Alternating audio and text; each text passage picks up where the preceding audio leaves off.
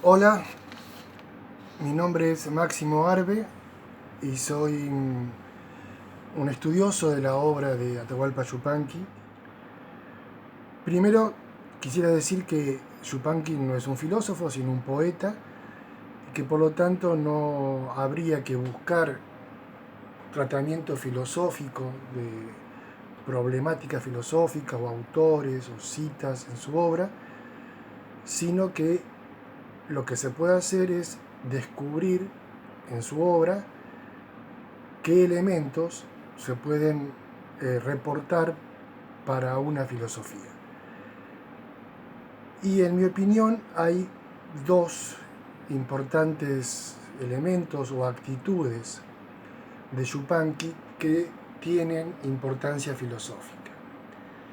En primer lugar, es lo que se puede llamar la resistencia al dogmatismo, y en segundo lugar, lo que llamo la insistencia en un mundo mejor. Respecto de lo primero, la resistencia al dogmatismo, evidentemente es una actitud filosófica o es propio de una mentalidad filosófica.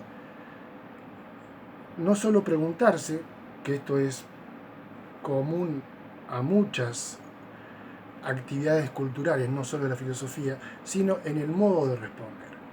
Lo específicamente filosófico no es preguntarse cosas de la vida, cosas importantes o profundas, sino cómo las respondo. Porque para que sea filosofía, esa respuesta debe ser no dogmática.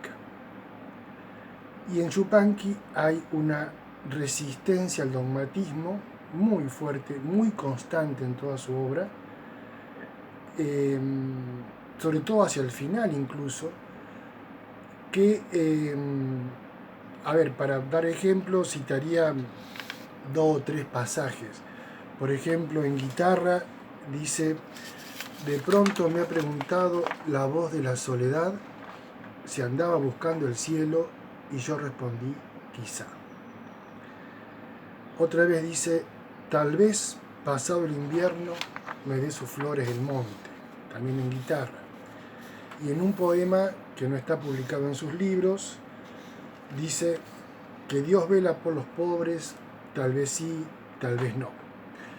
Bien, estas expresiones de incertidumbre, tal vez, quizá, no sé, a lo mejor, están en toda la obra de Yupanqui. Cuando escuchen alguna canción, traten de fijarse en estos elementos.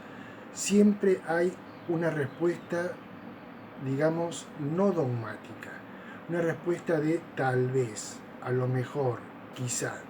Esto es una actitud bien filosófica, porque da cuenta de una mentalidad cautelosa, reflexiva, que no se arrebata por la respuesta hecha del sentido común o de las religiones.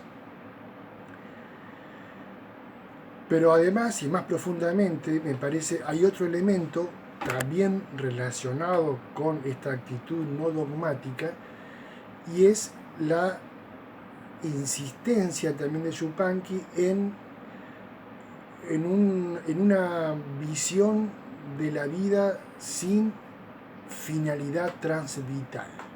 Podríamos decir, en una afinalidad de la existencia humana, en el sentido de que no se puede plantear un sentido a la vida transvital o más allá, digamos, de los intereses personales.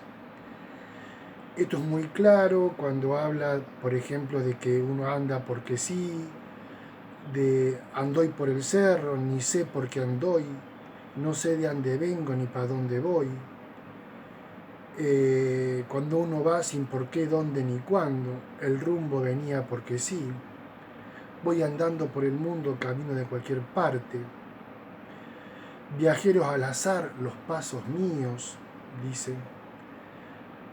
Atrás quedarán caminos como sogas embarradas y adelante yo no sé, algo, quizá, tal vez nada. He leído versos muy cortados, pero que están en su obra. Estos versos han sido muy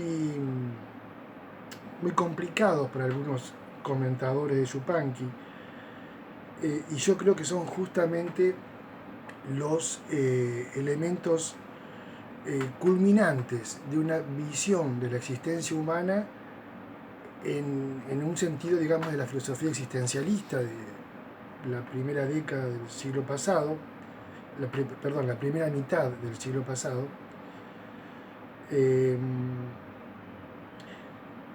que justamente plantean una visión del hombre autorredentor, una visión de autenticidad y de responsabilidad y de autorredención.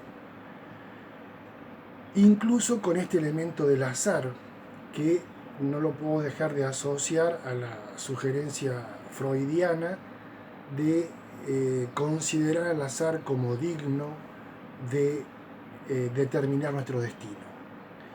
Y también no lo puedo dejar de relacionar, aunque no está en los textos la mención, con la expresión de autorredención de Nietzsche de El asilo quise de Zaratustra.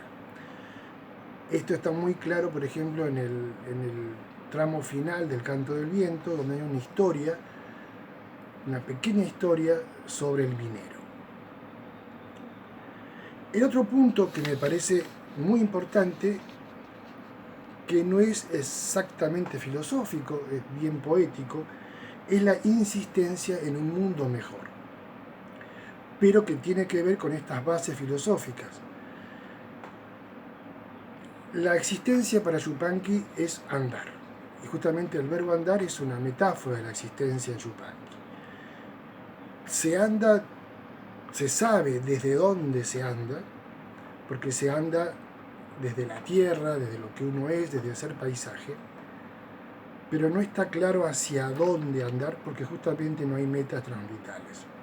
Sin embargo, en dos ocasiones puntuales se refiere a hacer un mundo mejor. Es una expresión genérica, pragmática, que en un sentido no dice nada y en un sentido poético lo dice todo. Es decir, el andar es hacia un mundo mejor. Como justamente no es dogmático, no puede plantear cómo es ese mundo mejor o cuál sería para todo el mundo mejor, porque no lo habría. Cada uno tendrá su idea de mundo mejor, de sociedad, de futuro. Pero sí lo dice dos veces, sobre todo en la cantata La Palabra Sagrada. Dice que el poema del hombre sea como la voz y la ternura de las madres que cantan en un mundo mejor. Y en un poema titulado El corazón y la copla dice: quiero dormirme pensando que voy andando y haciendo un mundo mejor. Creo que esto es importante no porque determine cuál es el mundo mejor, no porque fije una meta, sino simplemente porque la poesía es también siempre una apertura al mundo de lo posible. Es decir, funciona no como descripción, sino como una, en todo caso, una descripción de lo posible. No una descripción de lo dado, sino una descripción de lo posible, y entonces funciona como crítica de lo dado. En este sentido, la mayoría de los poetas tienen esta función utópica en su poesía, y que fue justamente lo que llevó a que Platón desterrara a los filósofos, a los poetas de su sociedad. Porque, ¿qué hace esta función utópica o este planteamiento de un mundo posible, distinto del dado? Bueno, es una crítica a lo dado. ¿Y qué es lo inmediatamente dado? El poder. Por eso los poetas tienen siempre una vinculación entre la realidad y la proyección social, la utopía. Justamente creo que la poesía de Yupanqui, por ser, digamos, por estar